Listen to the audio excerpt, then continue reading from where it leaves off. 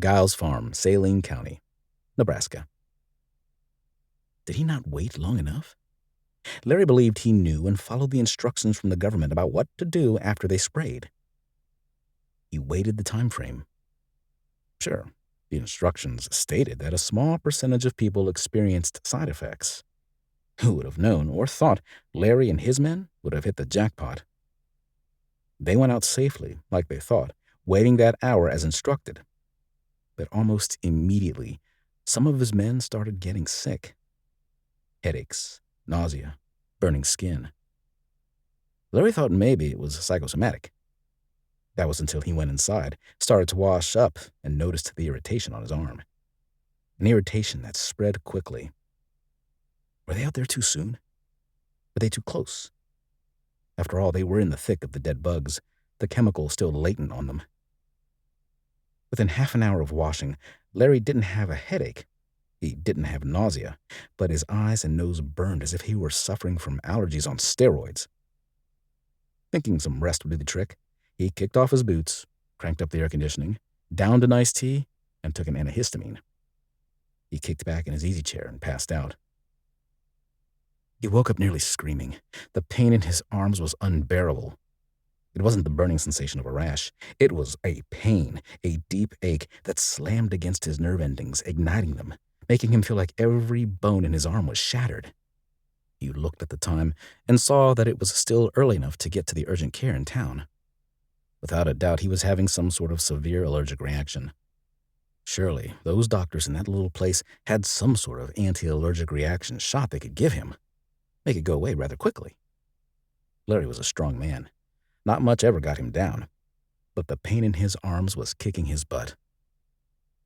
It never crossed his mind to go to a hospital until he was nearly in town, and the pain spread from his arms to his chest and to his gut. He couldn't take a breath through his nose without feeling as if it were on fire, and he passed the town and went towards Crete, a town with a university hospital 15 miles out. He would make it, but not before his legs shook out of control and he nearly lost the ability to move his hands. He drove his truck using his wrists. 3 or 4 ambulances passed him on the way there. He figured there was an accident somewhere.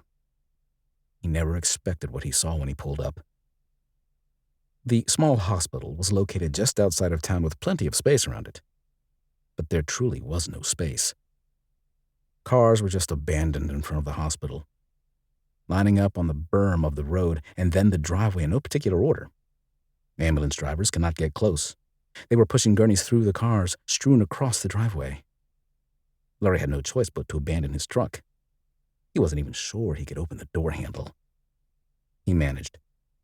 The pain was too debilitating to even maneuver the handle. He left his truck at the end of the driveway in the grass, adding to the mess that was already there. Using his backside, he closed the door and staggered his way up the long driveway to the emergency entrance. The emergency room was packed. Wall-to-wall people. Standing, sitting, taking a spot on the floor. All of them looking the same. Their arms, legs, faces, marked with deep reddish-purple marks that were large and inflamed. Their bodies withered in pain. They trembled, moaned, cried for help. Some lay on the floor having fits of convulsions, and some just lay on the floor not moving. Larry wasn't alone.